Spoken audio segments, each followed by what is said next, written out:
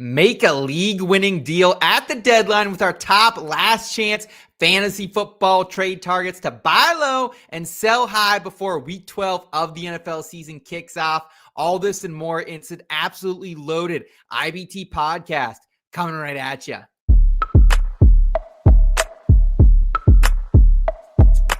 I've been going dummy, out of bounds, putting on a clinic.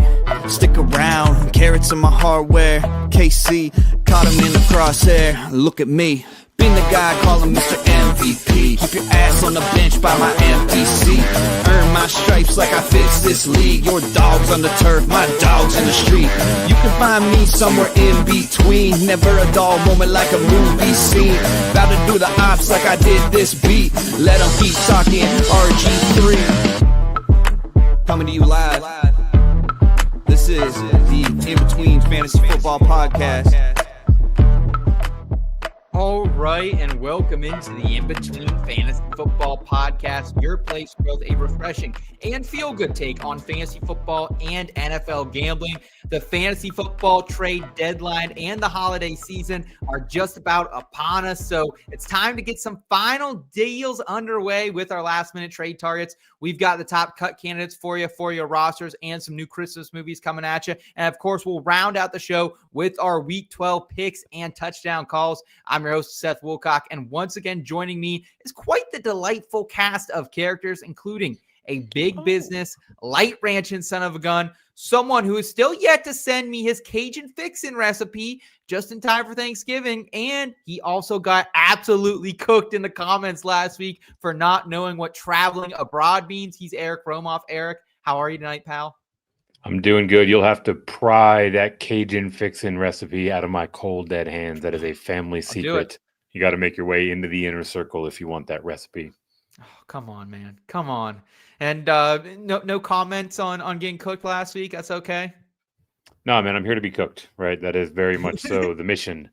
I love it when we see people interacting in the comments. I want to hear from y'all. Yeah, well, I appreciate you, man. Thanks for joining us as always. And also linking back up with us is a man who definitely poured one out on Sunday for his Keon Coleman fandom. He's Boston's boy, Steve Lawson. Steven, how are you on your last episode prior to Thanksgiving? Not very thankful for you trying to bring me down right now. I'm riding a high. I don't need your negativity. I just went and saw Wicked for Good in an early access screening. I'm going to plug that we will have a review up in the next couple days for that to get you guys ready for the movie. And I don't appreciate you trying to bring me down. You're acting very much like the wizard in that movie, and nobody in all of Oz and no wizard that there is or was will ever bring me down, and no sloppy head coach will ever bring down Keon Coleman again. So I expect him to rise and fly high. The fandom is alive and strong here, but happy to be here. Well, I appreciate you, man, and appreciate you being a good sport about it. Looking forward to everything you're doing over there on the entertainment side of the site and YouTube channel as well. On the sticks, behind the scenes, is everyone's favorite Yinzer, Ginger, and former IUP Crimson Hawk. He's producer Kyle Scott. Jim, I just took a trip to our old stomping grounds over the weekend, Indiana, and I don't know if you've been there lately. I don't know if you've seen it all, but they added like 10 new restaurants since we graduated, including a Permane Brothers, baby. Wow, I haven't been there in a few years, I feel like, but man, they at least, if they added 10 restaurants, they probably, tripled the amount of restaurants there, at least. It felt like it, man. They have a Popeyes now. They have a Texas Roadhouse. They have a Jersey Mike's and a Permane Brothers. So I was quite impressed and a little taken back, actually, too, about the development going on out there. So you don't have anything to do with the Permane Brothers edition, though? That wasn't you pulling some strings for the community? Hey, I was lobbying for years, but I guess I was a little bit too early on that because we just missed it. Hey, you're an OG Permane Brothers truther. That's why we love you and appreciate you, brother. Thanks for hanging out, doing all the work in the back end to keep us fueled that you do. And as always, before we get into the program, shout out to everyone who is making us a part of their week, either on the In Between Media YouTube channel or the audio feed. Thank you so much for all the support this season. Please do us a quick favor. Give this video a thumbs up if you enjoy this type of content, and make sure you subscribe to the channel if you're new as well. We greatly appreciate that. We got Albert checking in with us already. What's up, Albert? Saying good evening, IBT IBT. Good evening, Albert. Always so consistent, that Albert is. Just like Permane brothers. Eddie. Yes. Can I say, I know we have stuff to get to, but I've Yes. had Permane brothers. Yeah? Thoughts? It's vinegary. Okay, but it's fine. I thought it was a bit. I was sold pretty hard on it, and it was fine. It was a passable sandwich. Okay. Yeah. I mean, the coleslaw is vinegar based, right? So that's kind of the difference. But I really enjoy something like that. Maybe in Canton next year. We'll have to see where the nearest Permane brothers is to Canton, because I think that would be like a great Thursday dinner meal. I would be very happy about that. I think they only exist in like Pittsburgh, don't they? No, they're out in Ohio as well. They're in Ohio. They've been making their way to Eastern Pennsylvania as well, and even some of the more southern states like Virginia. I've seen them pop up. So P-Man's, man, making its trip. All right. Man, that could be a great official sponsor for the program. I would appreciate that. I really love all the. Probably not now after I just said that. You probably should have warned me before. Eric, you're the big business son of a gun here. Work your magic. How about it for us? First call I'm making when we get off the show. We'll make this thing happen. All right. Well, I appreciate that. Also, one of the other first things I'm going to do right off the show is update some of my betting cards in the IBT football family. That's our premium community where you can get full access to our weekly betting cards. I put in my NFL, college football bets. You also get Eric and Steve's full cards as well. You also get access to the Discord chat, memorabilia giveaways, and entry into our touchdown contest. All this for just $3.99 per month or $36 for the entire year. You're also going to get access to our NASCAR family, the betting model over there that was swinging quite a hot bat during the racing season. Plus, we got more sports, more interactive things coming in the new year. Very, very excited for everything we have going on over there, boys. We've been pretty much sitting here every day after the show, cooking up ideas, talking about things we're trying to make a reality. So really looking forward to all that, but also looking forward for what we have loaded in the program tonight. Let's go ahead and turn it up a notch with Temperature Check.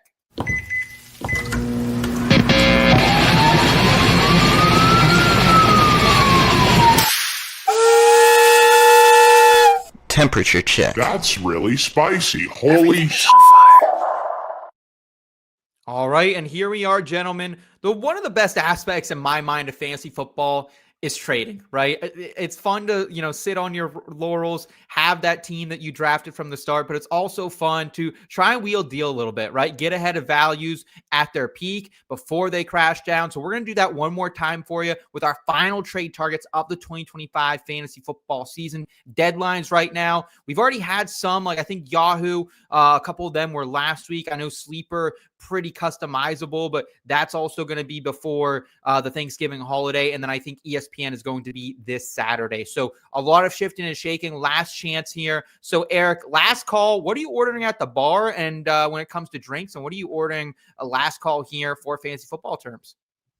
I mean, everyone knows that my drink of choice at the bar is none other than some fancy tequila, as has been well documented on these airways. Sure. In terms of my order for last call before trade deadlines, I'm going to go out there as a buyer, and I'm going to look to pick up some shares of Emeka Egbuka, the not even the best wide receiver on his college team, breakout rookie star, set the league and maybe the entire world on fire to start the season, but has come back to earth over recent weeks. And really the thing that stands out for me is, those Egbuka owners felt like they had the world at their fingertips at the start of the season, and now might be feeling a little bit worried that it was fool's gold. But if you look at the way in which Tampa Bay has been utilizing him, it's been incredibly consistent all throughout the season, right? It's really just this deeper ADOT, further downfield, lower likelihood catch probability plays that aren't breaking his way over these last 4 or 5 weeks. But the usage, the role, the opportunity, the air yard share is still through the roof. And you look at the Buccaneers schedule, they'll have a tough one where they'll probably have to do a fair amount of scoring against the Rams this week.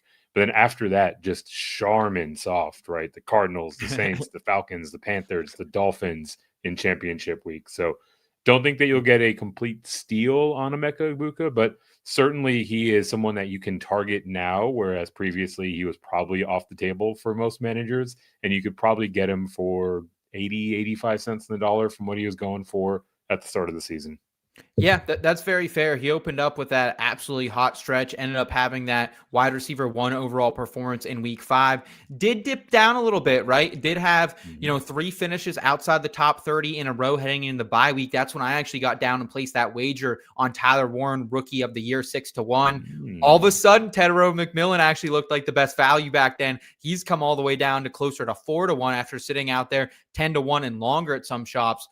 But I also don't feel great about it because Emeka Egbuka, as you mentioned, Eric, comes off the bye, goes 6 receptions for 115 and 1 on 13 targets. Also had 5 catches this past week, 9 targets, 40 yards. So he's been steady Eddie. I like this call a lot. I think Emeka Egbuka is someone I would be willing to give something up good for. What do you think it would take to get it done, Eric? What do you think the price right now for the Egbuka? Obviously, it's all dependent on the league, but what do you think could maybe make something that's happen? Would you be trying to maybe trade more of a running back since it's kind of desperate times in those waters?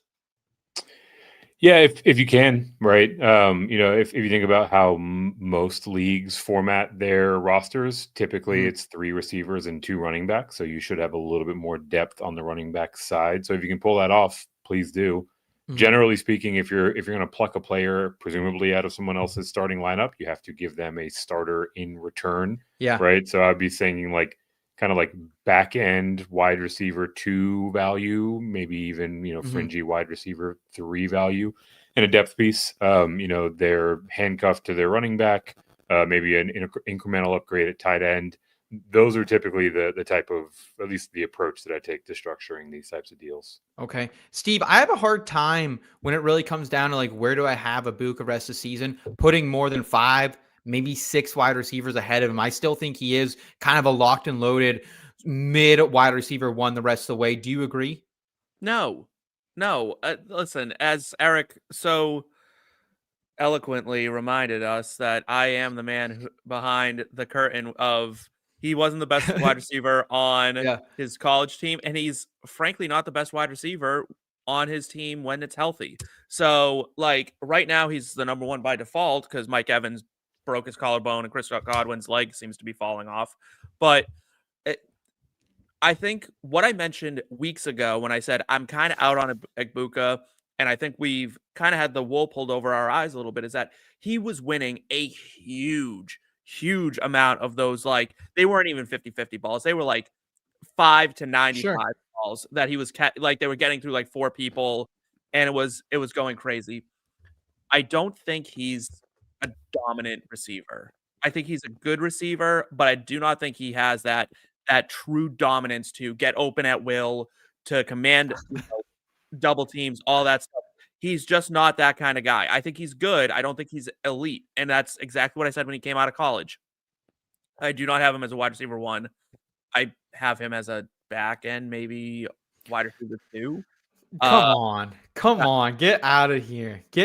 This is where we got to take in new information, Steve. You did great on JSN. I have. Listen, he went 3 straight weeks below wide receiver 30, came out, had 1 really good week, and then went back to 5 catches for 40 yards. What am I missing? What new information am I not taking in? This is entirely a Baker Mayfield consideration. Over that span of games, his catchable air yards rate dropped from nearly 60% to open the season all the way down to 40%, right? So that's Baker Mayfield. Baker Mayfield is not an accurate quarterback. Like, let's be frank. No, he isn't. Yes, he is. I think he's always been the knock on Baker. He's not. It's always been the knock on Baker. He had 1 bad season in Cleveland and Carolina where he wasn't accurate. I think he's dang accurate, but but you guys are like, oh, you need to take a new information. All right, I would flip that around. We watched him come out like a mid wide receiver 1 and then fall to a back end wide receiver 2 flex play. And if you've counted on him to be your wide receiver 1 after how he started, you are thoroughly disappointed. Fair enough. Okay, well, different opinion here on Emeka Egbuka, and I think this is the type of discussion that actually is very healthy and opens up the door for why someone like Eric would want to acquire him right now. Steve, I didn't even say, I do agree. Go buy him. Like, I like Eric's take. I just don't agree with your mid wide receiver 1 take. Okay, fair enough. Yeah, I mean, you're higher than I am on that, really? Right? I've got him around like 10 to 12, and I think you can get him for like a 18 to 20 price tag with the Yeah, top I of think it. I have him at like 20. I just can't name like Puka Nacua, JSN, Amon-Ra St. Brown, CD, Rasheed Rice, Okay, keep going. maybe Nico Collins, like Tataroa McMillan, Chet. Jamar Chase. I'm not putting T. Ted. I'm not putting Ted above him. Not Justin yet. Jefferson. And I'm the Ted guy, so no. I don't know if I would. I wouldn't put Justin Jefferson above him. We can talk more about that later. But Justin Jefferson, I would not. No, I would not put him above him. Yeah. So I have him right there. Okay. I guess for me, wide receiver. Turning your back on JJ McCarthy.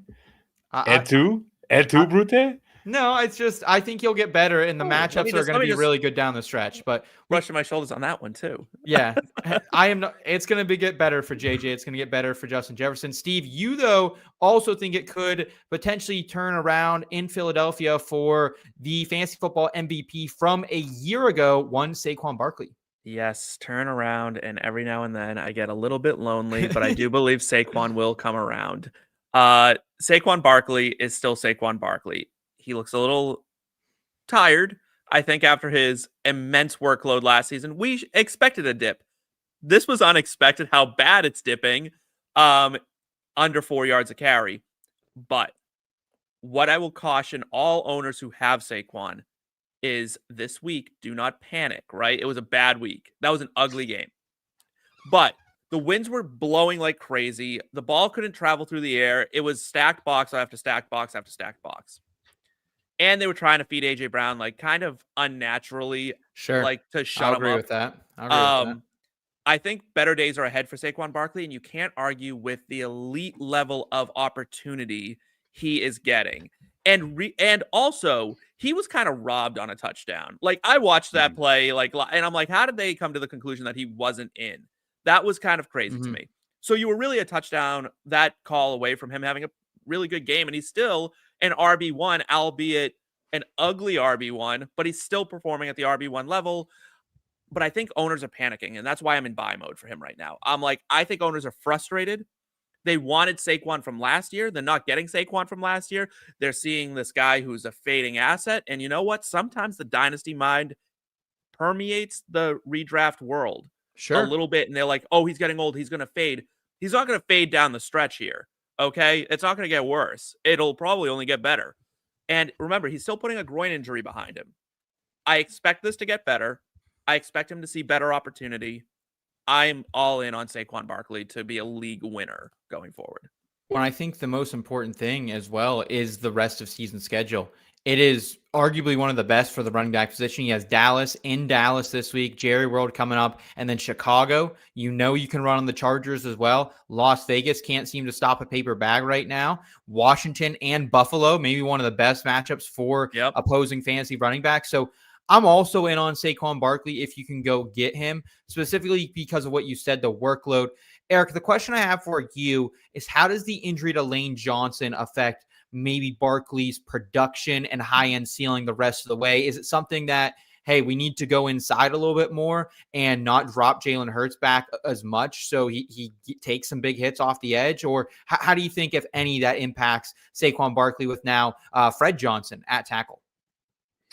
Yeah, this is really the only point of information that would have me feeling different from the two of you about Saquon Barkley as a buy candidate, right? If we were simply looking at his role and his productivity and the trajectory at which it feels like the arrow was pointing for him, I would be all in on buying him. But now we're looking at a scenario where Lane Johnson is expected to miss 4 to 6 weeks with a Lisfranc injury, so essentially out for the duration of the fantasy and fantasy postseason. But also Cam Jurgens it came out of that game pretty nicked up as well. So if it weren't for those injuries, it would be wheels up. Now I can kind of go either way on it. The thing that made me most optimistic for Saquon Barkley is if you go back and watch that game script, or really the game script over the last 2 weeks, they very clearly are a ball control, defensive-led team right now. So that should lead itself to a lot of work for him. And they were finally getting the counter game working again. This was the missing piece from that run game last year,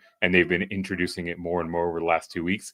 It's hard to be effective in the counter game with backup guys in the offensive line. So he's probably more of a hold for me, but it's to your point, it's very much so to do with those injuries on the O-line.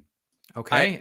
Can I just chime in on the offensive line thing? I do think Lane Johnson. I actually think in terms of offensive line, I think tackles have much more to do with the passing game. I agree. And guards tend to be more of an impact on the running game because they're the ones who are pulling and setting up those blocks that are initially kind of springing you, especially on counters and things like that. So I think like while Lane Johnson being injured is not a good thing and not Mhm. something to like ignore entirely, if this was like Landon Dickerson, I'd be a lot more concerned. Sure. Yeah, I think that is very, very fair. I wanted to address a couple of people here in the comments. First one is from Hockey, who's just checking in and saying hello. Hey, what's going on? Thank you so much for tuning in with us. Akeen, sorry about that. Never great with screen names, am I? So I appreciate you either way. Can you get this one here, Steve? What is this? What is this screen name?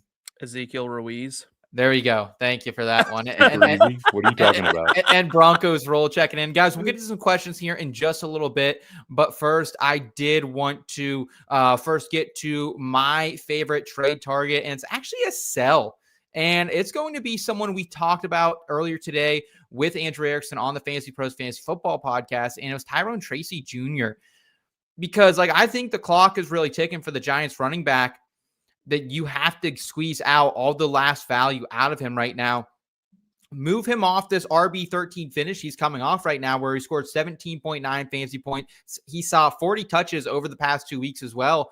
Because really the truth is with Tyrone Tracy, he's just not getting the high value touches in this offense. It's once again back to Devin Singletary, who saw 10 of 11 red zone snaps this past week in week 11. Also has seen 15 of 17 red zone snaps or touches, in the 3 games without Cam Scatterboo. So for me, negative matchups in 4 of the last 5 games coming up for Tyrone Tracy, including 2 tough matchups against Detroit and New England up next, and then a week 14 bye. So I think you could turn him into something pretty solid here. Like, I think go out and get yourself a rock solid wide receiver too.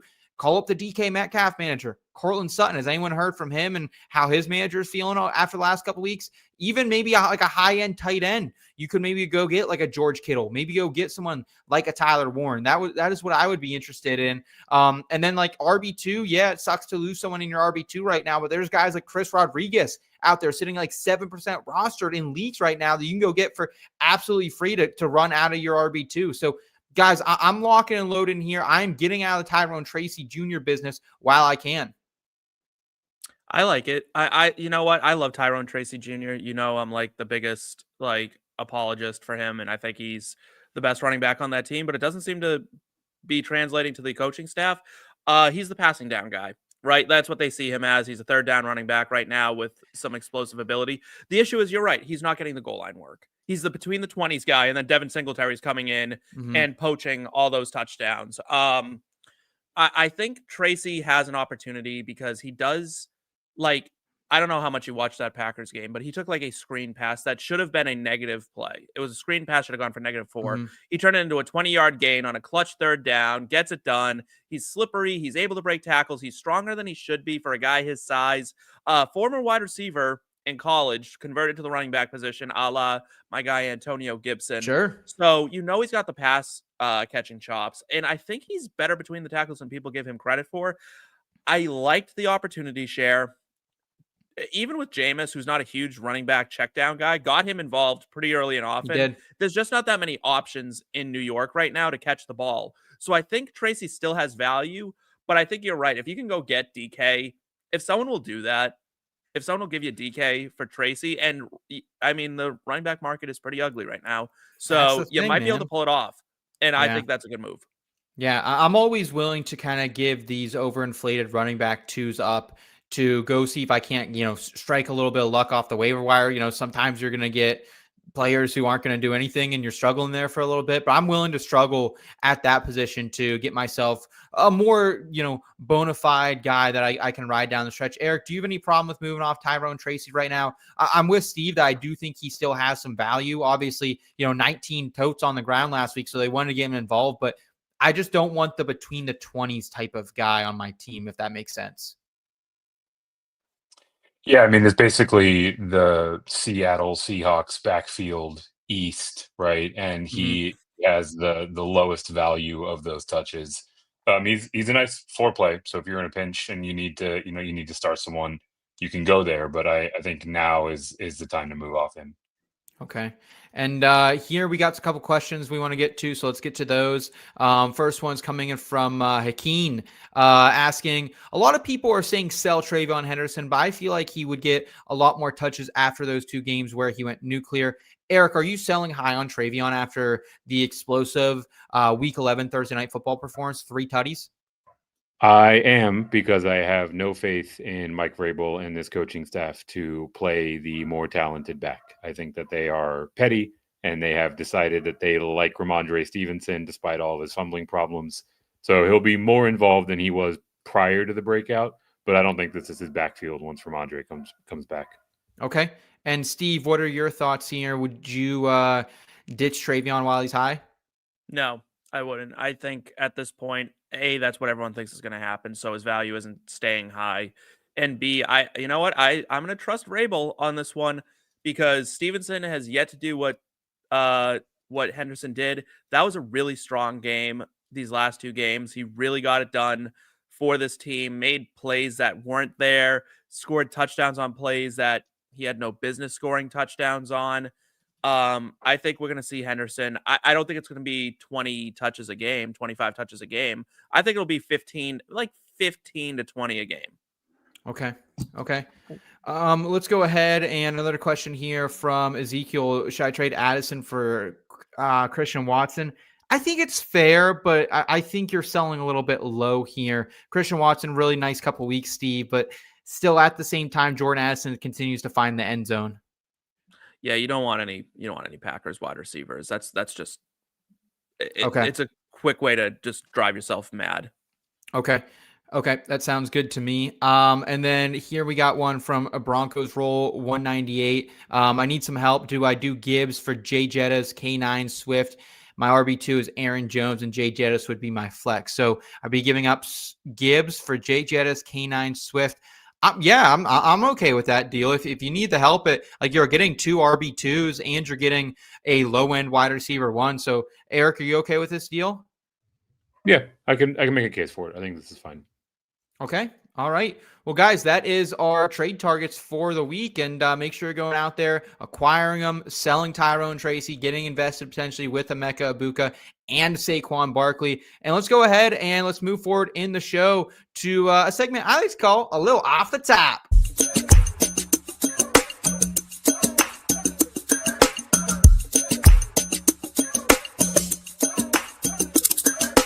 Just a little off the top, ain't talking about a fade or a crop. Steady hand, know when to stop. Just a little off the top, whoa, easy now. All right, it's a little off the top. It's our cut 1 candidates for the rest of the season. It has been one of those years where you think you have something rock steady, but you don't. You get fooled, you get the wool pull over your eyes, and we're going to help you out here, folks, with a little off the top. And I want to start at the running back position, gentlemen, where you have to cut 1 running back between the 2, starting with Chuba Hubbard, running back for the Carolina Panthers, RB40, currently averaging 9 fantasy points per game. Hasn't crossed double-digit PPR points since week 2. Hasn't seen more than 22% of the snaps in the last 3 weeks. And then also Jacory, Croskey-Merritt, running back for the Washington Commanders, RB46, averaging 7.8 points per game. Since his 27-point explosion back in week 5, this guy has not scored over 6 PPR points. Chris Rodriguez Jr. led the Washington Commanders last week with a season-high 45% of snaps in week 12 or in week 11. And Bill, just a season-low 27% of snaps. So, Steven, cut 1 running back. Bill Croskey-Merritt or Chuba Hubbard? Yeah, you got to cut Bill here. This is turning into a 3-headed running back system now, which is just gross because Jeremy McNichols is very involved all of a sudden for some strange reason.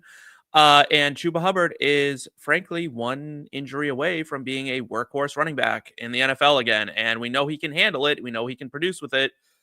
And yeah, I think he's also just a more talented guy, right? I think Bill had his flash in the pan moment. It seems to have faded. His lack of pass catching work is concerning. He just doesn't produce. He got handed the keys to the kingdom. he did nothing with it. So time to go. Okay. Eric, what about you? Is it time to get rid of Bill? Nah, the science guy. Yeah, 10 out of 10. No notes, in complete lockstep with Steve. Hopefully you're not in a position where you're having to start either of these guys.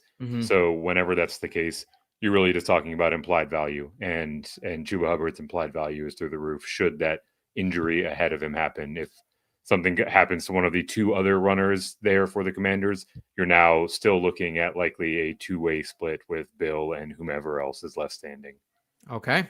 Let's get to cut all but one wide receiver. Let's go to the wide receiver position where it is Keon Coleman on the cut candidate list. Healthy scratch Sunday after missing a meeting. Wide receiver 53 on the season, 9 fantasy points per game. And then we also have Jerry Jeudy. Oh, Jerry Jeudy, wide receiver 67, 7.3 points per game this season.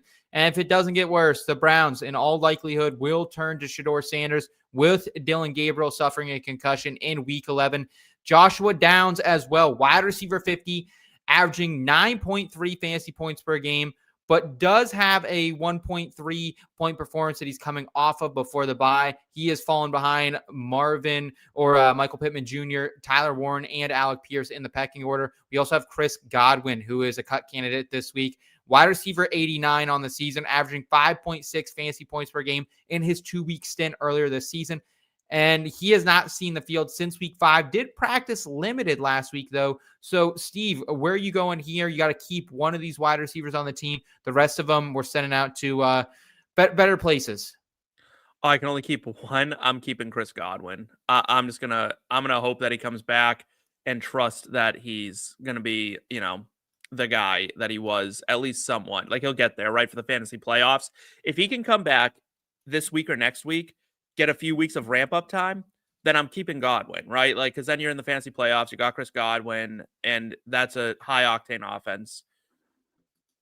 The rest of these guys, it's hard to justify keeping any of them over Godwin because Eric's point about implied value withstands here, right? Like, Josh Downs, I don't know what he did to Daniel Jones. Like, I don't know if he, what it in his Cheerios, but, he's out for him. He doesn't throw to him at all. Jerry Jeudy, unless Jameis Winston's throwing him the ball, he's pretty much useless.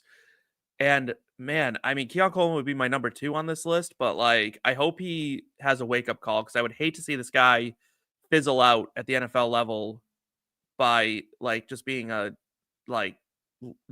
jerk, You really think Keon Coleman would be the one I'm cutting, like for sure? Honestly, I was told to keep one. Yeah, but I would definitely cut Keon Coleman. Like, there's no way I would keep him after.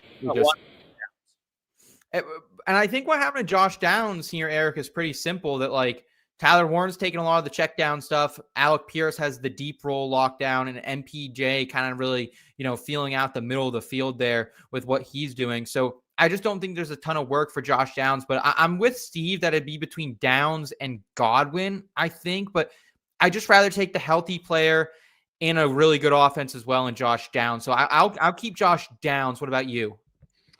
I am right there with you. That is exactly the line of thinking that I deploy to get to Josh Downs. Yes, he hasn't reached the arguably overhyped ceiling that we heard out there during draft season. But you mentioned, this 1.3 point game prior to the bye where they just realized that they could feed Jonathan Taylor every single snap and be just fine against Atlanta. But prior to that, you're talking about, 3 out of the prior 4 games had at least 7 targets, including 6 total red zone targets, right? So you still have plenty of double-digit performances out there to feel pretty good about. The offense is arguably as high octane as that of the Buccaneers, but really the point of demarcation is one of those guys is currently healthy, and the other one is a legitimate open question mark as to whether or not he'll be healthy at all this year. Yeah. All right, well, let's get to cutting one of these, and we're going to switch things up a little bit. We're going to play more of a different game where it's just a streamer or rest of season holds. Let's start with quarterbacks. Gentlemen, just tell me, are they just a streamer, someone we're picking up week to week, putting back on the waiver wire when they don't have a good matchup, or are we holding them? Sam Darnold, quarterback for the Seattle Seahawks, QB 22 on the season, 15.7 fantasy points per game. Did have 2 single-digit performances coming off in the last 2 weeks. Eric, is Sam Darnold a streamer or rest of season hold? Sammy Darnold is a streamer for me. Okay. And what about you here, Steven? He's a streamer. Okay. What about Jordan Love? QB 17, 16.8 fantasy points per game. Has had 3 QB1 finishes in the past 8 games. So any love for Jordan Love? Is he a rest of season hold for you, Steve? No, he's a streamer. Okay. Eric, what about you? Do you like Jordan Love? Obviously, no Tucker Kraft rest of the season, but is starting to get a couple of those pieces back healthy. Christian Watson, Dobbs were out there last week. We are expecting maybe Jaden Reed to return at some point this season as well. I love Jordan Love, but I do not love him as a fantasy asset. He is a streamer for me. I wish he would uncork it downfield more often, like we saw in that last game. But do you think they will now that Josh Jacobs is hurt? In theory, I mean, they seem pretty happy feeding Wilson left and right in that game as well. Okay. Right? It seems like Jordan Love is playing scared. He's trying to avoid turnovers, and that is not in his skill set. Okay. Brock Purdy, rest of season keep or just a streamer? QB 11, averaging 19.2 fantasy points per game in 3 contests this season. He does have some tough matchups coming up and a bye week. Does that make him just a streamer for you, Eric? Or are you holding for the good times? He is right on the cusp, but he's someone that I'm actually holding. He's someone that I'll probably have in like the QB 10 to QB 13 or so range every single week in rankings. He obviously has a multitude of weapons around him, but more than anything, he has an absolute turnstile of a defense on the other side of the ball. So I think he's going to be throwing a lot down the stretch run. Steve, keeping or streaming Brock Purdy rest of the way? I am streaming. I have a very low threshold for holding quarterbacks all season long. If you are not in the top 8-ish, I am usually like, I will just find the matchups and chase those, because at that point, that's what it is. It's just guys shuffling around based on their matchups. So I don't keep a lot of guys all season. Let's go to just a streamer or rest of season hold at the tight end position, starting with Colston Loveland, tight end for the Chicago Bears, tight end 27 on the season, 6.6 fantasy points per game, scored nearly 30 a few weeks ago in that breakout performance, has since regressed to 9.5 and 7 PPR points respectively since. Steve, rest of season, are you streaming or holding Colston Loveland? Streaming. What is it like? It's a huge chunk, like a huge percentage of his fantasy production this season came in that one game. I mean, it's like it's a Kadarius Toney-esque performance, right? Like he suddenly exploded and then immediately crashed back down to earth. So yeah, he's just a streamer for me. Streamer or rest of season hold for you, Eric, on the rookie? Streaming him. If only every tight end could play the Bengals every week and have a game-winning touchdown where the 2 defenders run into each other so he can scamper in for a score. Not exactly sustainable production for Mr. Loveland. All right, fair enough. Let's go to Cade Otton, tight end for the Tampa Bay Buccaneers, tight end 22 on the season, 7.5 points per game, double-digit points in 4 of his last 6 games, but isn't really getting the high-value red zone or deep targets to make him someone who has tight end 1 to even top 5 tight end upside week in and week out, Steve, but he's been solid. Is that enough to keep him on your team? No. Again, much like the quarterback position, I have a low threshold for iffy tight ends. They are that one-off position that Eric and I despise so much. And if I can find someone who will do better than you week to week, you do not have a permanent place on my roster. Do they have a place on your roster, Eric? That's Cade Otton. Is he staying shop? He has a place only in those prime matchups. He is firmly in streamer territory for me. You're basically spinning the wheel and hoping that he scores a touchdown if you want him to be productive. Okay, let's raise the bar a little bit. Theo Johnson, tight end for the New York Giants, tight end 12 on the season currently, 9.2 points per game average right now, double digits in 5 of his last 8 contests, and now gets famous Jameis at quarterback. So, Steve, you going in on the crab legs here? I am. This is my first rest of season hold because the arrow is firmly pointed up for Theo Johnson. I kind of was in on him in the offseason because I was like, we saw what he could be, then he got hurt, and we lost like his rookie year. And there's no one else there to catch the ball. He is the de facto number 1 in New York right now. It seems he's jumped Wan'Dale Robinson for those like deeper targets, quality end zone targets even. And he's explosive. He's an explosive tight end. He can do a lot of stuff with the ball in his hands. I really like Theo Johnson. I would hold him on my team. I am with Steve here, Eric. Theo Johnson would be the one tight end on this list I'm firmly holding.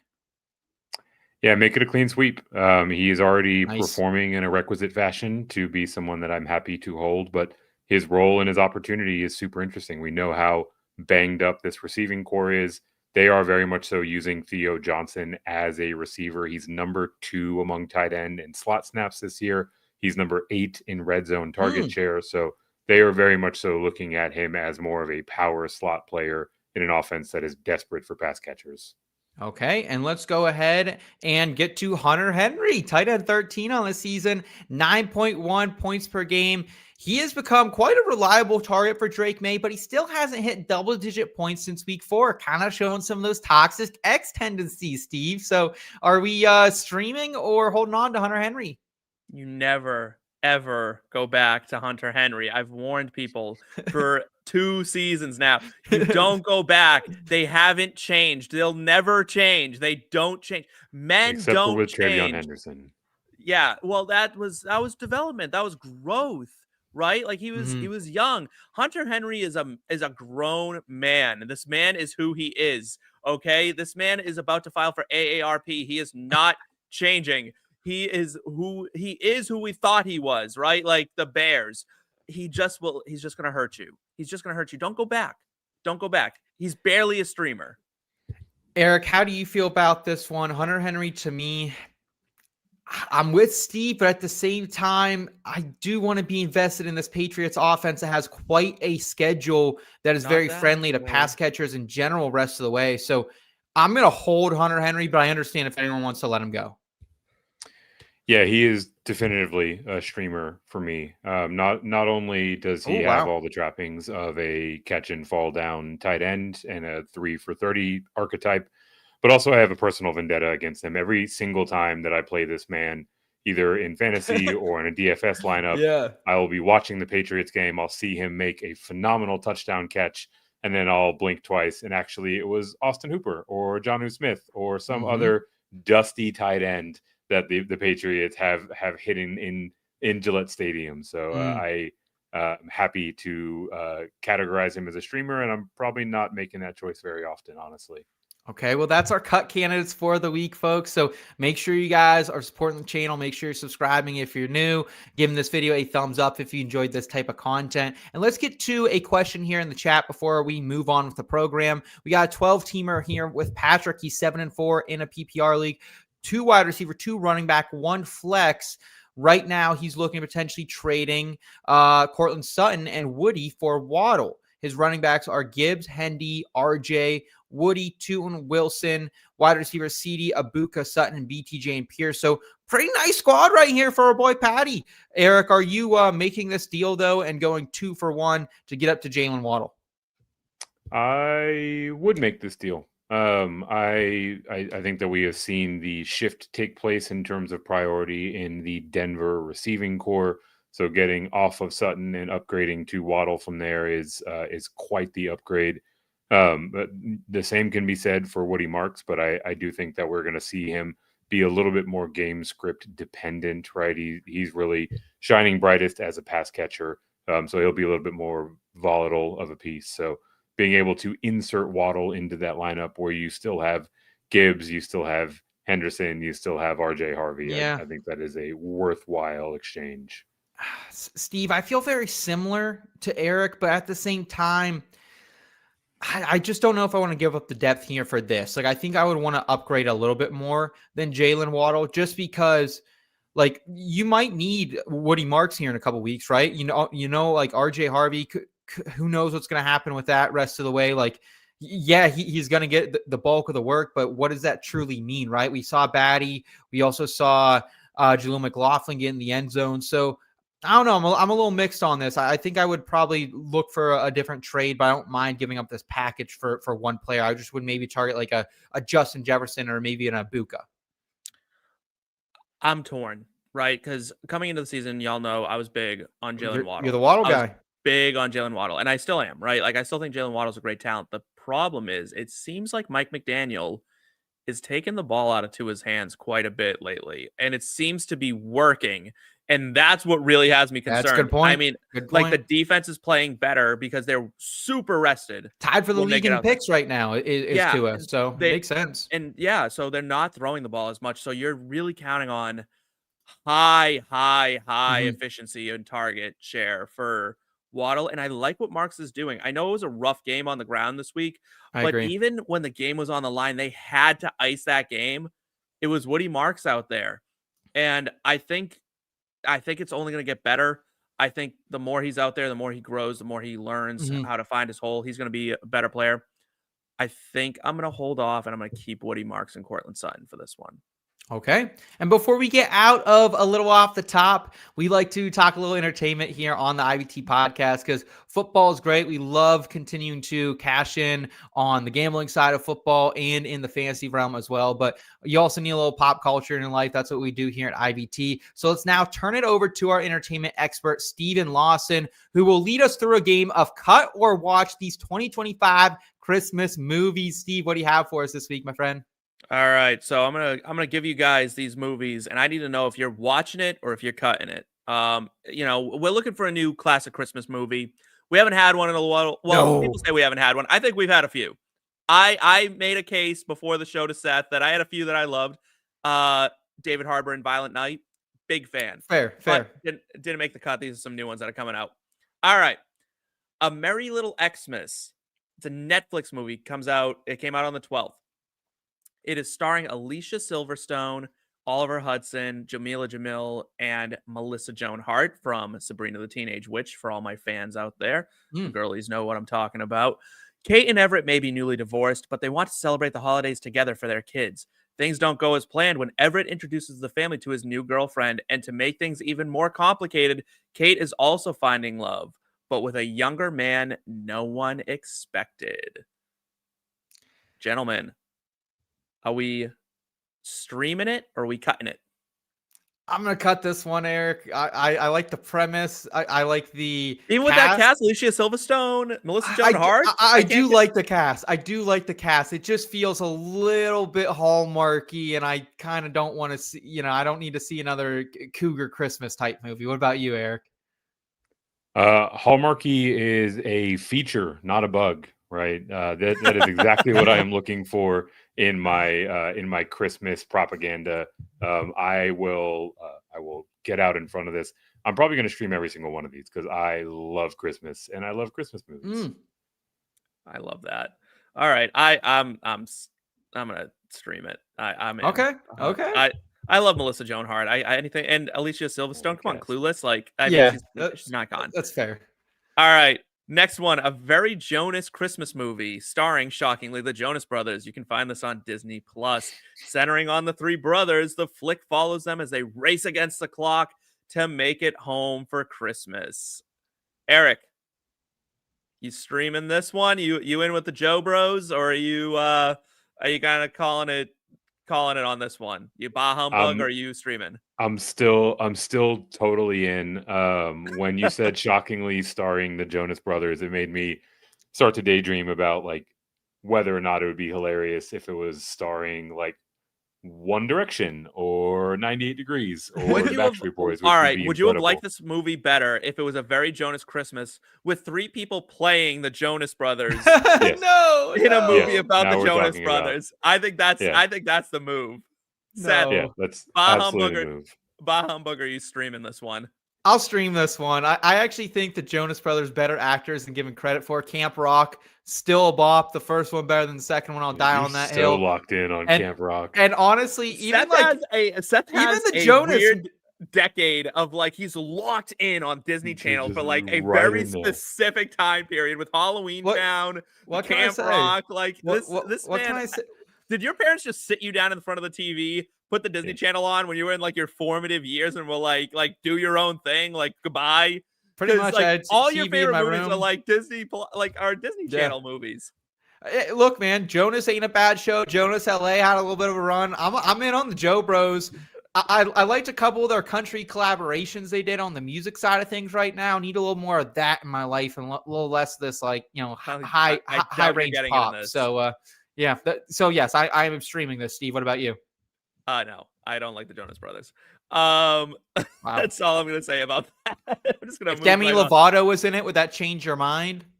No, I'm mad at her for that whole ice cream debacle that she got into. I don't even know about that, but we can save that for after the program. We'll touch on that. Okay. All right. Next one.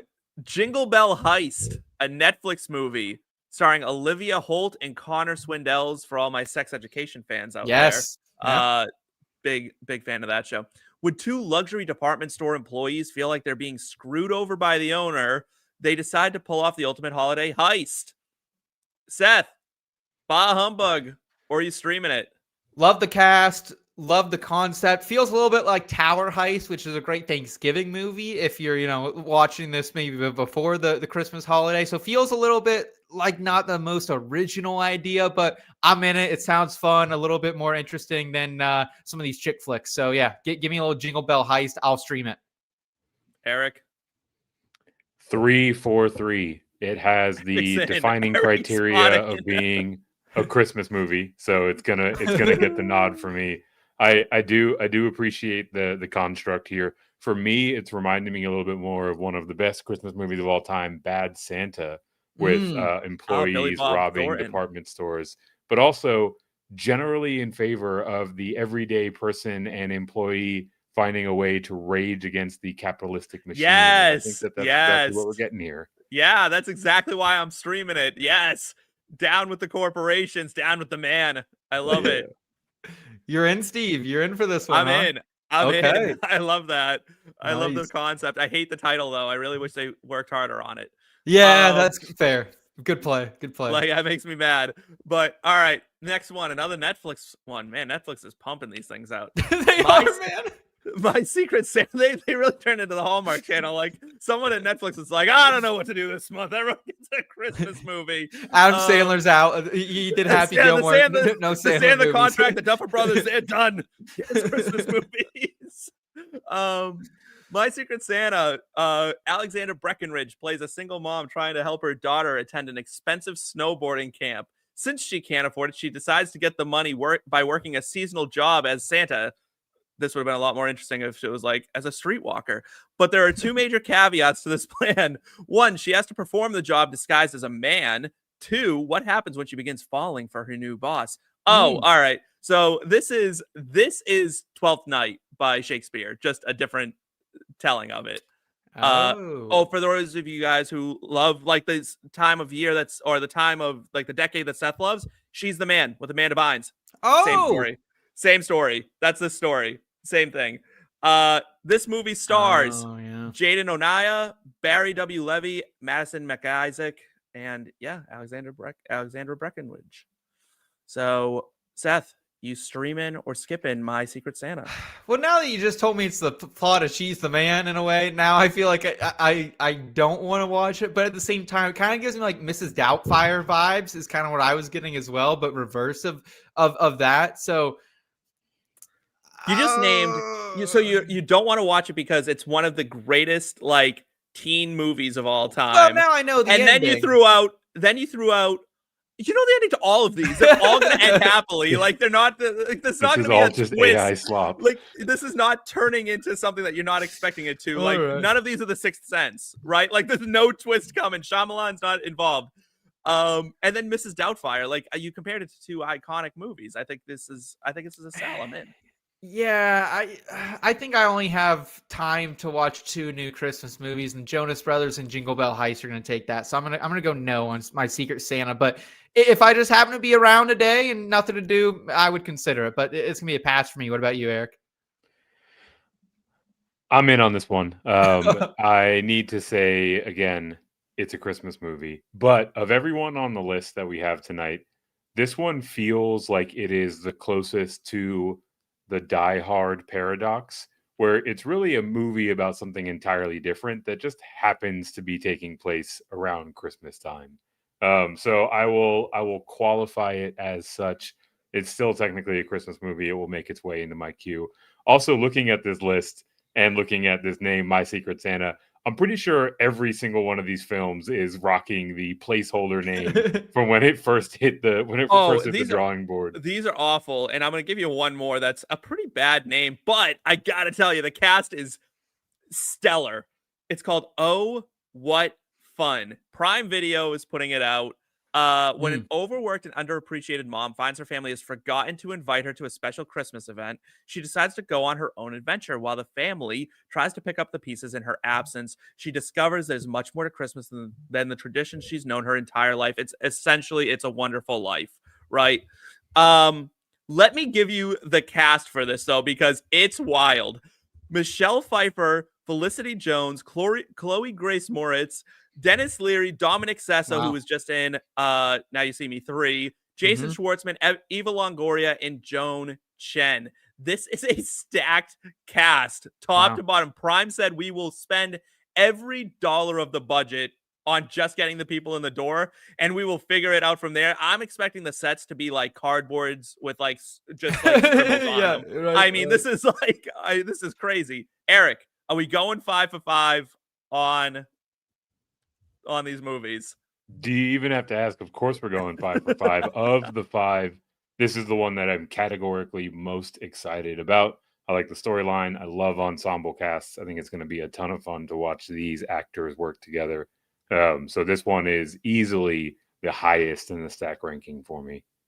Seth, do we think this will play out kind of similar to like the Valentine's Day and the New Year's Eve, those type of movies where it's like jumping back and forth to a bunch of different storylines? Is that kind of how we're seeing this? I think we're going to see two stories. I think it's a Wonderful Life, essentially. Well, in a way, right? She's going to realize. What's that? Shout Jimmy Stewart. It's a Wonderful Life, right? Jimmy Stewart. Yes, I think so. Yeah, I think so. Indiana, Pennsylvania native, baby. Shout out. I think she's going to be like, oh, I found the true meaning of Christmas. And they're going to realize like, oh, we love our mom and we need her in our life. And it's going to bring the whole thing together and the family will just be stronger at the end. I don't think it's anything that deep. Okay. Probably. Yeah. I know I said I only have room for 2, but I'll take a third here specifically because of the cast. And I don't think Prime can make a worse Christmas movie than Red One a couple years ago. Like Red One. All right. No, that was good. Okay, but there's one scene in that, almost one of the last scenes. There is a line that is one of the worst I've ever seen in a movie from like the UNC track coach, where she just like, it's terrible. It tainted the whole movie for me. It was one line, but I just couldn't ever. The UNC track coach? Yeah, it was weird. It was, like last 5 minutes of the movie. Go watch it. Let me know what you think. I did like Red One before that, but I also think they had a little bit bigger of a budget because they weren't paying Dwayne "The Rock" Johnson for this one, right? So a little more flexibility in the salary cap for him. Yeah, I like this one. I'd probably stream this one. So I'm 3 for 5, I think, on these. Seth, you're 3 for 5. Eric, you're like, give me all the Christmas movies. Bro. Every single one. Which ones were you off of here, Steve? Just the Jonas Brothers? I don't want the Jonas Brothers, and I'm kind of out on My Secret Santa, I think. Okay. All right. Yeah. So Eric, you are in fact not the Grinch. So great to know you're in the holiday spirit. Guys, if you want more entertainment content, make sure you're checking out Steve's show, Popcorn Root Beer with Trash Sandwiches and Jake Perry. It's coming weekly to you very soon. And all the great stuff over there. Rewatches. They also have all kinds of different lists, tiers, drafts, things like that. And of course, some entertainment betting picks. So you guys can actually cash in, whether that's Rotten Tomato scores, box office over-unders. They got you covered over there. Make sure you subscribe here to the channel for all your entertainment and entertainment betting needs. And check out the website as well, inbetweenmedia.com. We got some great written reviews and picks coming over there as well. Guys, let's go ahead and round out the program, though, with a little bit of between bets and get the betting cards ready. What do you say? Let's fire it up. Let's do it. Yeah. Between bets. Between bets. bets.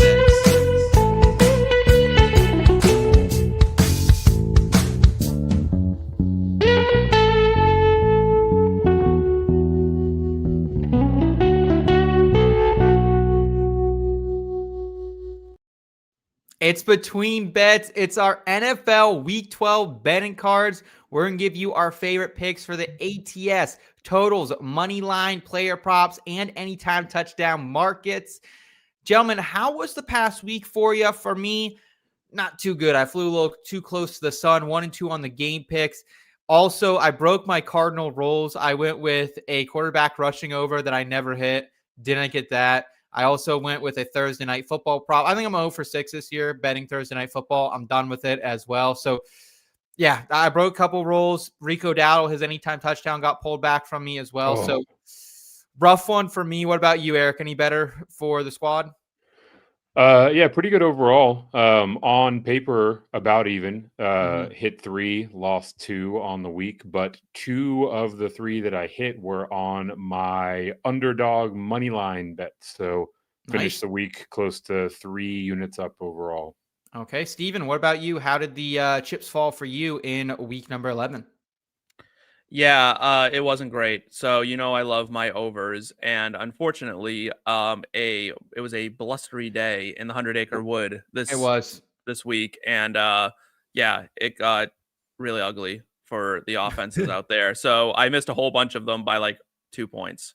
Like the Chargers Jaguars game, the fact that they had like a 40-yarder that Cam Little could have kicked in his sleep and then didn't. Just because they were going for it on 4th down. I was like, oh, all right, just whatever. I'm like, that's my luck this week. So yeah, the Chargers, I think that's a game, my worst call of the year, honestly. I had no clue that they were going to go there and just get spanked by Jacksonville. But better luck this weekend. So let's fire it up here. And Eric, you have an ATS play to get us off the ground.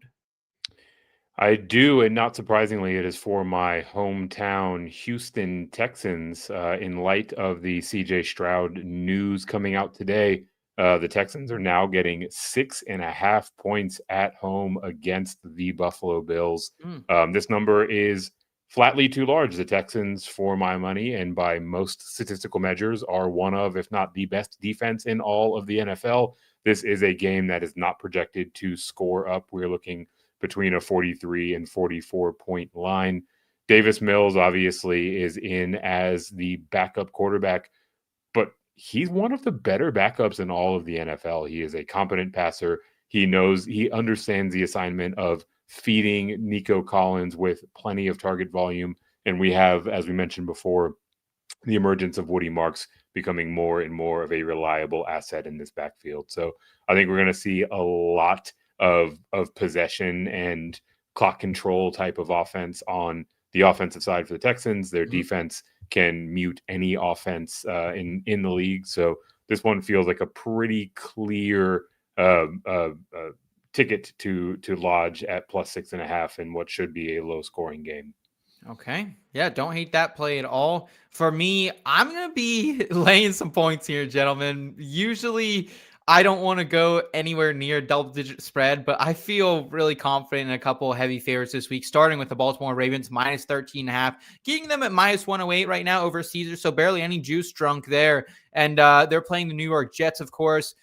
Back on the well here on the Ravens, because they cashed for me last week. I had a -6.5 on the all. It did come through, better late than never, right? It did take that Mark Andrews trick push to get it done, but they came through for me despite the nasty weather up there in Cleveland. And they've won by an average of 12.8 points in the 4 weeks since Lamar Jackson has been back from injury, allowing only 14.3 points per game in that span. They've really started to figure out that defense, change up things schematically a little bit. No Garrett Wilson for the Jets right now. And in the games that they have not had Garrett Wilson, we're going to take out the Cincinnati game because the Bengals defense absolutely cheeks. 13.5 points per game in the other two. And I think Derrick Henry right now is going to run right down the middle of the defense without Quinnen Williams intact for the Jets. Lamar Jackson in his career against the Jets, a team that, keep in mind, passed on him in the 2018 draft for Sam Darnold. He's 2-0. He's won by an average of 17 points in those two performances. I think it shouldn't be a lead spot either, because the Bengals they're coming to town next week for Baltimore on Thursday Night Football. And the weather is looking really good for Baltimore as well. So I think Lamar gets back on track. The Jets are 3-4 ATS coming off a loss. So I think Ravens will make it another dub for myself. Also staying in the ATS, the Seattle Seahawks, -13.5. I'm doing it again and going up against the Titans in this one. And I almost went with the team total, guys, because I was pretty hey, I don't want to be the squarest guy in the history of sports betting. But I went with the total or the ATS play here instead. And there's a couple reasons why, specifically because Seattle's been an absolute wagon on the road this season. 6-0 as an away team, 3-0 as an away favorite. Also 3-0 ATS in non-conference games. Those other two also ATS where they're undefeated. Also 2-0 ATS playing with a rest advantage. So I think right now that they're 8-2 ATS this season as a whole. Tennessee 4-6. I think it's a great bounce back spot for Sam Darnold after a pretty rough couple of weeks here, facing a defense that allows them third most points per game, specifically more points at home than on the road too, for whatever reason. So Cam Ward, I don't think he's going to put up a ton of points here. No Calvin Ridley the rest of the way. Chimry DK, who also adds a little bit of pop in the return game. He's going to be out of this one. And also, I just don't think they have the horses with Snead on IR to keep up with JSN at receiver. We've heard Ken Walker might get a little more involved as well, so maybe we can see him get going. So I'm trusting the trends. I'm trusting my eyes with Seattle laying some points here. Steve, I know you don't like ever laying this many spreads. So any thoughts here on me fading the Titans in the limbo spot and, of course, the New York Jets just continuing to get rolled over on? Yeah, I have concerns about both those games because you actually managed to pick 4 teams that are playing each other that rank in the bottom of the league in terms of pace of play. They are slow teams. That means they grind out that clock. They love to run the ball. This is going to be ugly. And I don't know. Something's up with Sam Darnold the last few weeks. It hasn't been great. The defense for the Titans looks better. Tough games, tough spots. The Titans defense isn't bad. Their offense is abysmal.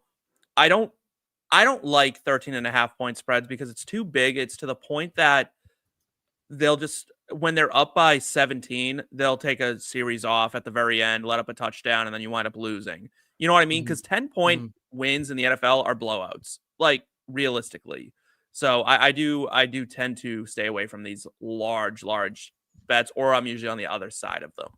Okay, Eric, take us to the money line market where you like a little upset special. Yeah, going back to the upset market or the upset side of the money line market once again.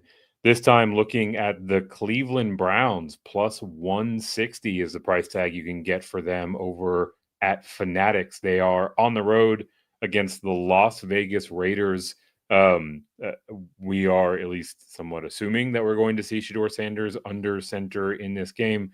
That didn't exactly go great for him in a limited role last week against the Ravens. But moreover, we're looking at two of arguably the worst offenses in all of the NFL. But one thing that the Browns has working in their favor is they are, for my money, one of the better defenses in all of the league, right? So to see what should be really much closer to like a pick'em style game, being one where the Browns are plus 160 on the money line. I think if they win, they will eke it out, but I think they have more than a puncher's chance in this one. So I'll take the plus money with them heading to Las Vegas to face the Raiders.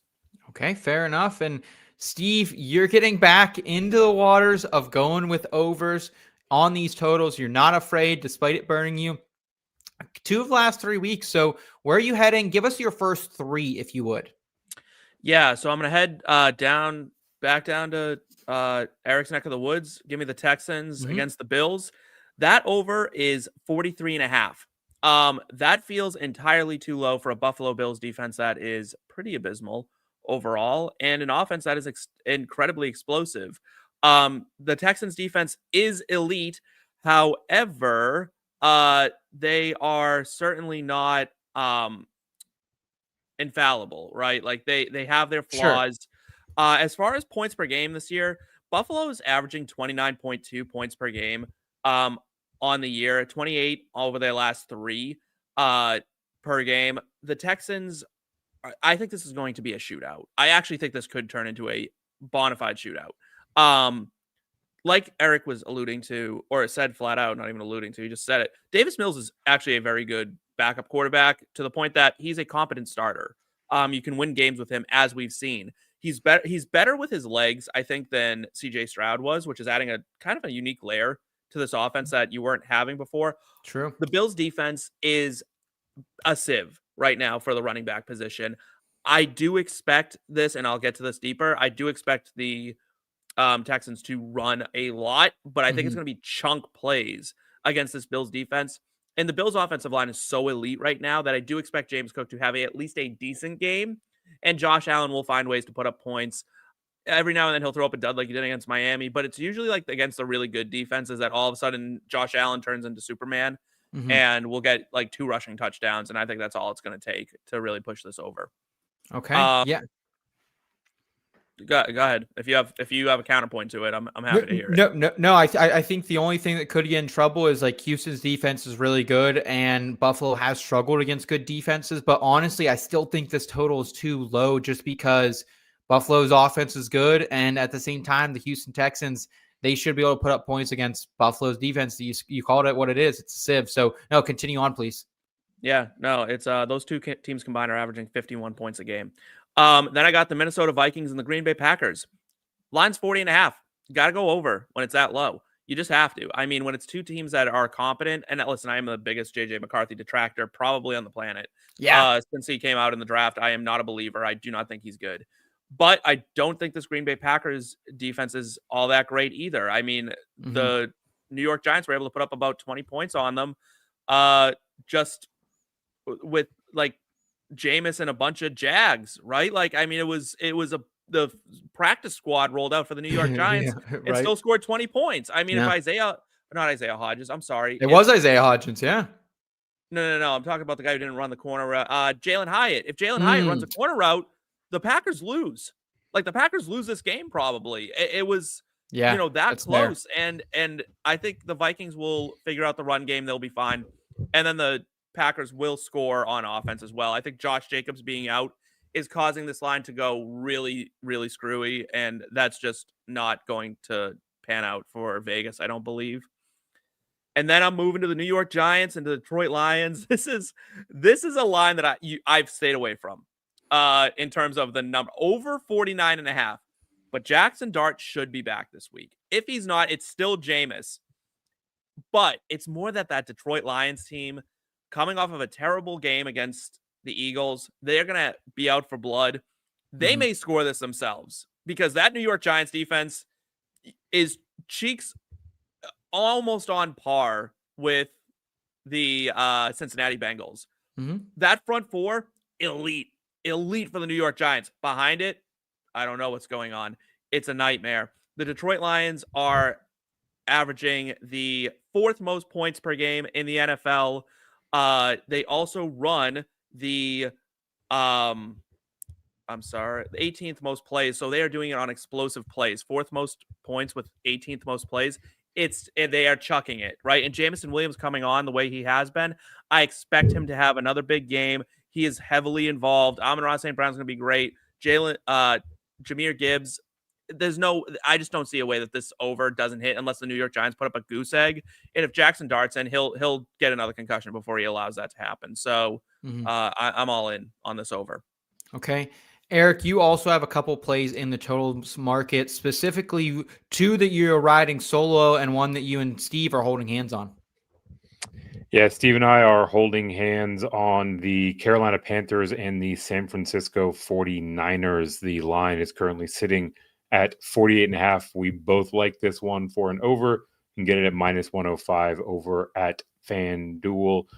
This one is pretty straightforward. This San Francisco 49ers defense, since losing pretty much every bit of talent, or at least of name recognizable talent in that defensive side of the ball, has been a sieve, to borrow a term from Steve, right? So we're looking at a team that just a week ago let Jacoby Brissett break or set an NFL record and look like the next coming of Peyton Manning for an Arizona Cardinals team that didn't have their best receiver. And there are many a story like that one facing off against the San Francisco 49ers over the last few weeks. So happy to go over here yet again. Another tried and true wager for me is looking at individual team totals. We've been printing money playing the over on team lines for those that are facing off against the Cincinnati Bengals. I will be doing that again this week with the New England Patriots. Technically, their line's sitting at 28.5. It's kind of juicy. It's down to minus 120 largely across the sports books. I'm actually going to bet this one all the way up to 30.5. I think the Patriots are going to be going out there to make a statement in this game and to hold on to that number one overall seed in the AFC. So I think that the Patriots blow past that 30-point total. Conversely, my last wager is actually looking at an under 48.5 specifically is the line for the Philadelphia Eagles at the Dallas Cowboys. Through the early part of the season, it was pretty straightforward. You play all of your offenses against the Cowboys because their defense is cheeks. And while it's not an elite unit by any means, those additions that they made have plugged up some of the holes. So I now think they're kind of closer to the league average than an absolute doormat that they were before. And conversely, or additionally, Philadelphia has become one of the strongest defensive units in all of the NFL with their trade deadline acquisition. So this feels like a Philadelphia team that is going to be taking a ball control path down the path here, down the stretch. And I think that we're going to be looking at a game that is going to be fairly closely contested and fairly slow paced. So I like an under in this NFC East matchup between the Eagles and the Cowboys. Steve, anything else to add on the Panthers 49ers over that Eric didn't touch on? Not a ton. I kind of researched myself into, I originally had the under on that, and then research kind of informed me that I thought the Panthers were a much slower offense than they were. They're both pretty up-tempo offenses. They run a lot of plays, and both their defenses aren't exactly great. I think Tyrone and McMillan moving to the slot and getting a lot more targets there is really going to help this offense explode. So I'm pretty confident that this will hit the over because neither defense seems to want to be there at all. Okay, and I will go ahead and get us started with player props. We have 5 in total. I'll start with 2 and then turn it over to Steve. And I'll start with the king himself, Derrick Henry, over his rushing attempts line. I think the Ravens are going to win this game. I mentioned that earlier. And if they're going to, it's going to be because Derrick Henry gets fed. As they're still second to last right now in pass attempts per game this season are the Ravens. The king, as it stands right now, projected out BP line. We don't have it, but 17.5 carries is what we're looking at. I'd still probably bet this up towards 19.5, but Derrick Henry has crossed 17.5 in 5 straight games. And given the game logs for running backs against this team right now, I'm really interested in going ahead and getting invested with Derrick Henry against the Jets. Travion Henderson, 19 carries. Quinshon Judkins, 22 carries. Chase Brown, Samaje Perine combined for 21 carries. Rico Dowd, Chuba Hubbard, house 31. So I think Derrick Henry is going to get fed. How efficient will he be? I'm not sure. I don't really care. I just think he's going to get the carries. And also give me DK Metcalf over his receiving yards total. Look, boys, Rudolph the Red-Nosed Reindeer. Christmas came early out here in the Berg because Rudolph is coming to town, baby. And George Pickens in 2 or 3 games at the end of the 2023 season with Mason Rudolph in Pittsburgh was an absolute monster. 4 for 195 on 6 targets, 7 for 131 on 9 targets. Rudolph's just a very comfortable player in this Steelers offense, even though it's a bit different than what it used to be. It didn't matter that year changing offensive coordinators either. So I think he could hit DK on a slant, find him in rhythm, and it could go and go and go, and you could maybe get this on one play. So I really like that. Teams X wide receivers have hit this BP projected number of 51.5 yards in 5 straight games. So go ahead and give me a little DK Metcalf on the bounce back with Mason Rudolph at the helm. Steve, you also have a player prop this week coming by way of the Houston Texans. Yeah, it's a rarity for me to go into the player prop market, but I'm going with Woody Marks to go over 70 rushing yards against the Buffalo Bills, who can't stop a nosebleed right now. No. They are one of the worst rush defenses in the NFL. Woody Marks has seen his opportunity share climb and climb and climb. I do not see that changing. This is going to be a game that the Texans want to keep the ball away from Josh Allen. So regardless if he's efficient or not, I think Woody Marks gets to the 70 yards. I do think he will be efficient because I think this offensive line is going to just bully the defense. And let's be real, it's Ed Oliver's not there, right? Like Ed Oliver's out. Bills are missing their big guy in the middle. And teams know it. So they're running right down their throats. And the Bills linebacking core is too old to keep up anymore. Yeah. So I love this line. I was like, you know what? It's aggressive, but you're getting plus money on it. And I'm like, that's really exciting against a team that is just not even trying to stop the run at this point. I mean, it's 100-yard rusher after 100-yard rusher after 100-yard rusher at this point against the Buffalo Bills defense. Yeah, it certainly is. So I really like that play. They've been one of the worst teams against the run this season. They've really got to cover that up if they want to make a deep run here in the postseason. For me on the player props, I'll continue with Geno Smith over 0.5 interceptions, -150 at Hard Rock Bet. Shout out to my guy, Matt Peralt from over at Betting Pros on the Daily Juice podcast. He pointed me in this direction when breaking down. Line. Yeah, I mean, breaking it down, though, like, I didn't realize like Geno Smith has really been that bad this season throwing picks. He's hit this mark in 80% of his games this year. It was at 58.1% of the games last year. He's 5 for 5 doing it at home as well. 1.8 picks per game at Allegiant Stadium. Tied for Tua right now for the most interceptions this season, 13 of them, playing one fewer game than Tua as well. The Browns have 13 interceptions by their defense this season. They've intercepted a quarterback in 8 of 10 games, including 4 straight games and 7 interceptions in the last month alone. I think Geno throws another pick here. Also take Chigga over his receiving yards. I tried to attack the Seattle secondary last week against tight ends, and I just couldn't pick the right Rams tight end, right? I went with Tyler Higbee over his receptions. He hit his receiving yards, not the receptions. They didn't really need him. Also, it was not my guy Ferguson who found the end zone. It actually ended up being Davis Allen. But regardless, a tight end continues to mash here. And we're now getting a spot where, at least in Tennessee, it's only 2 of them. It's Chig. It's also the talented rookie in Gunnar Helm. But a tight end has crossed this mark, this BP projected receiving mark of 22.5 yards for Chig in 9 of 10 games this season.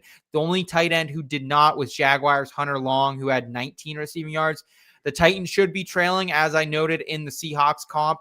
And at the same time, Chig is averaging 4.2 targets, 3.2 receptions, and 33.7 receiving yards per game. He's hit this line in 6 of 10 games, including 4 of their last 6. So, gentlemen, those are going to be our bets for the week. We'll go ahead and round it out with our In-Between Media touchdown call contest. And, of course, it comes by way of our very good friends over there at Dynasty Dex. Whether you guys are wanting to remember your fantasy football season, the league winning year you had forever and ever and ever, Dynasty Dex has you covered over there with that. Or whether you're, running a Madden tournament or let's say a golf tournament like the IBT Classic. We'll have those over there for that as well every single season. So whatever you're doing, basketball tournament, any type of plaque that you need, Dynasty Dex is a great way to make sure you guys are remembering them and make sure that you guys are checking them out, dynastydex.com. Appreciate everything they're doing for the contest. And let's start on the leaderboard here. Trav starting to pull away. 3 touchdowns for Travion Henderson on Thursday night. Got him off to an absolutely rocket start. Rob also at 17. James at 16. Steve, you, me, 14 still on the right side of the board. We got none, though. And that trend continued because the top 3 leaders on the board, they all got touchdowns last week. Eric, no touchdowns. Trash Sandwiches, no touchdowns. Jacob Perry, no touchdowns again. And Ben Siebert rounding out the board with 9 touchdowns, no touchdowns. So, guys, we got some work to do. Again, you can make your touchdown calls.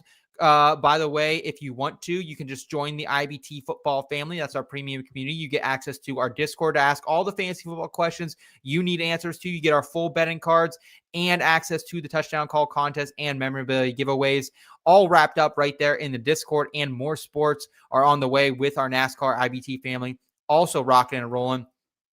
Eric, go ahead, though. What do you have for the touchdown calls this week, my friend? We got to get back on the board. Yeah, looking to get back on the board. So I'm going with a couple of long shots, actually, plus money all around.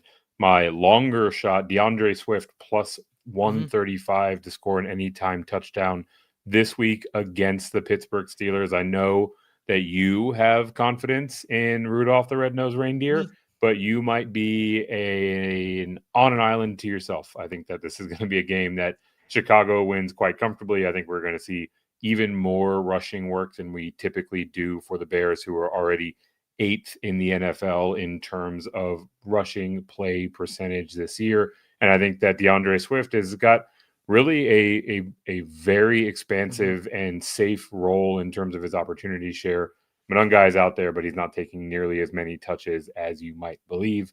And then my, I guess not quite as long shot, none other than Jaxon Smith-Njigba, +105 to score an anytime touchdown against the Tennessee Titans. While I don't like taking 13-point favorites in most scenarios, I do think that Seattle is going to come out here and try to make a statement by dump trucking the Tennessee Titans, much like they did against the Washington Commanders a few weeks ago. Their star is starting to flicker a little bit, and I think they want to reestablish themselves as among the elite in the NFC. So we know that JSN is a focal point of this passing game, and this passing game is largely how they score points. So give me JSN at +105 to find the end zone against the Titans. Okay, a little JSN action there for Eric, as well as some DeAndre Swift 11. Who are you loving on this week, Steven? Yeah, you know what? I have decided to just, Drink the juice. Yeah, I have to. I've tried to be savvy and do it in a way that I'm like, oh, you know what? Like, I'm an analyst, and I'll find like guys that people aren't expecting. Yeah. Jonathan Taylor. It's Jonathan Taylor. When in doubt, I need to make up ground. I can pick him twice, and I might just do it back-to-back weeks. JT's on my card this week. This guy has 4 or 3 touchdown games this season. Absurd. Give me Jonathan Taylor. I don't care who he's playing, when he's playing, what planet he's playing on. Jonathan Taylor is going to score a touchdown. You can almost take it to the bank. He is boring to talk about because he scores so many touchdowns. The other guy I want to talk about, Woody Marks. I just talked about how I have him going over 70 yards against the Buffalo Bills. This defense cannot stop a nosebleed. I said it before. I'll say it again. Woody Marks, it's his time to shine, baby. And I think Woody Marks actually is a good candidate for multiple touchdowns in this game. The Houston Texans, they have problems at the goal line, but they love to slam the ball in with the running back. They will try it. They will get multiple attempts in the red zone, within the 10-yard line, within the 5-yard line. I expect them to convert at least 1, if not 2, of those touchdowns this week. Okay, for me on the anytime touchdown calls, give me Trey McBride +110 at Bet365.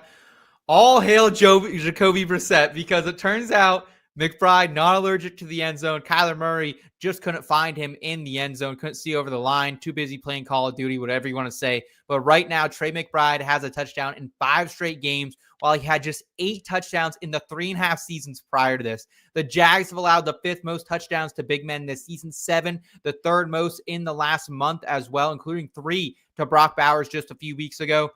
I'll also take Bijan Robinson anytime touchdown -145 at Bet365. Bijan has scored 4 touchdowns in 4 career games against the Saints, finding pay dirt in 3 of those contests. Running backs have also scored against the Saints in 4 straight games. Bijan, 19th in touches inside the red zone. He'll be leaned on even more heavily. No Drake London likely this week. No Michael Penix Jr. the rest of the way home. I think Captain Kirk will be checking it down early and often. And not on the TD call contest, but also on the betting card, I'm going to take a shot on Tyler Algier this week as well. 10th most touches inside the 10. He has scored 4 touchdowns in the past month at +320. So probably like a quarter, maybe a half of a unit play there on Tyler Algier, and probably closer to a unit and a half play on Bijan, just kind of hedge myself a little bit. So love the plays, guys, this week. We'll get to a few questions here. First one coming in from Nino saying he's calling the Monty Tutty on the New York Giants. Love that, Nino. Love that play. That could be a pretty interesting one with you. If you want to make your touchdown call contest, link for the IBT football family, everything we have going on is in the description below. Make sure you're checking that out. And also a question from Nino saying, would you drop Jaden Higgins or Tez Johnson for Burden? I am not doing that. And also Nino asking, or Sean Tucker, kind of want to hold, though, in case Bucky keeps sleeping on Sundays. I'm not dropping any of these guys, Steve, for someone like Luther Burden, who we just haven't seen Not yet. enough from. Not yet. Nope. Eric, Hold are the you line. with us too? Holden Higgins, Tez, and Tucker over Luther? I might actually drop Jaden Higgins for Luther Burden. Look, the reality is, and obviously you can't project health with 100% certainty, not by any means, but you're really needing a Nico Collins injury for Jaden Higgins to become even somewhat of a viable kind of fringy flex starter. And at that point, we're still not exactly sure if it's him or if it's Xavier Hutchinson, as we saw earlier in the year. Whereas with Luther Burden, has an athletic skill set that is very exciting and profiles in a very meaningful way. But also last week in particular, while the productivity wasn't there, we saw a pretty dramatic flip. He very clearly surpassed Olamide Zaccheaus as the wide receiver 3 in terms of snap share in this offense. So that could be a bit of a sign of things to come. For me, guys that are kind of on the back of your bench that likely aren't to make their way into your starting lineup, I want to go with a little bit more upside, and I think Burden has that over Higgins. Okay, Mr. Scampers calling out Jamal Agnew.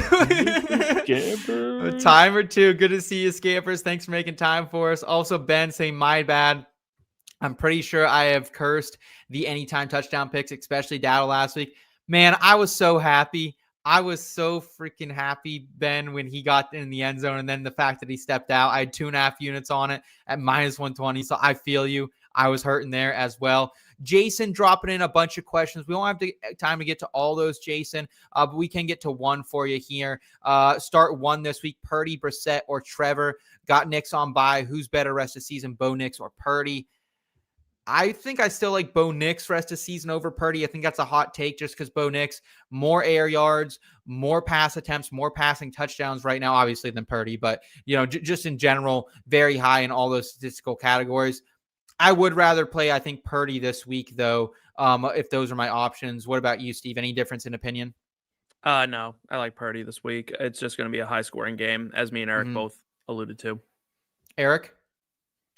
Purdy this week and Purdy rest of season. Okay. As I mentioned before, I think there are going to be a lot of high-scoring affairs for the 49ers down the stretch run.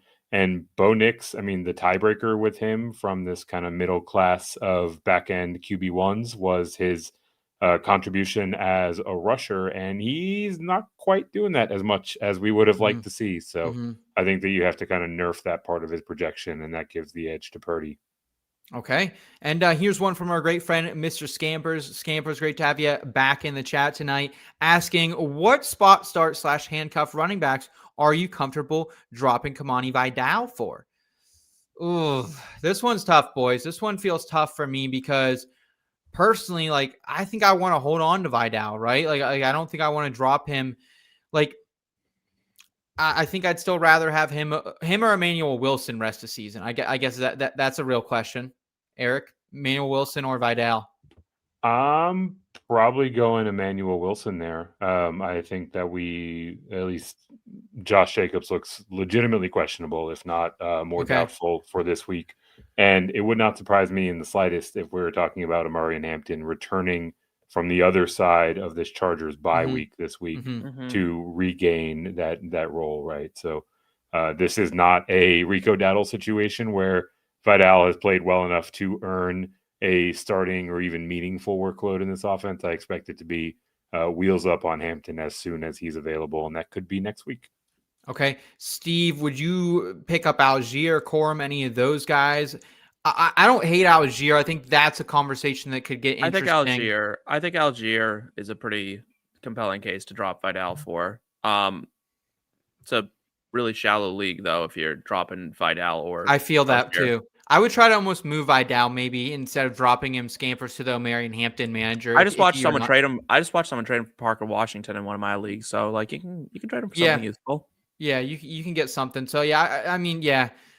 Algier is a tester. If you need a play this week, Scampers, then I would do that. But if not, I would maybe, hey, can you even put Vidal with something and maybe do a little 2-for-1 action and trade up there? That would be because I do think Vidal has still some value, right? So Guys, great program though tonight. Thank you so much for all the analysis. Thank you everyone who's been rocking and rolling with us on the In Between Fantasy Football podcast. If you've ridden us with us that long, this long, please give this video a thumbs up. Also subscribe to the channel if you're new. We've got fantasy football, NFL betting coverage, college football betting stuff, NASCAR betting, PGA betting, entertainment betting, all to help you cash more and to enjoy the ride along the way. Also, be sure to please check out inbetweenmedia.com for some dope written content. We also have the IBT football family over there as well. That's our premium community. You get access to the touchdown call contest, our full picks and predictions every week. You can join the conversation, ask any questions you have on Discord, and you're also going to get access to our memorabilia giveaway. So much fun stuff, guys, coming down the bend here at In Between Media. So greatly appreciate everyone who's been rocking and rolling with us so far this season. Kyle, thank you for your help in the back end as always. For Eric Romoff and Steven Lawson, and of course, Kyle Scott in the back end behind the scenes, I'm Seth Wilcock. Thank you for watching. And until next time, folks, keep it in between. Thank you.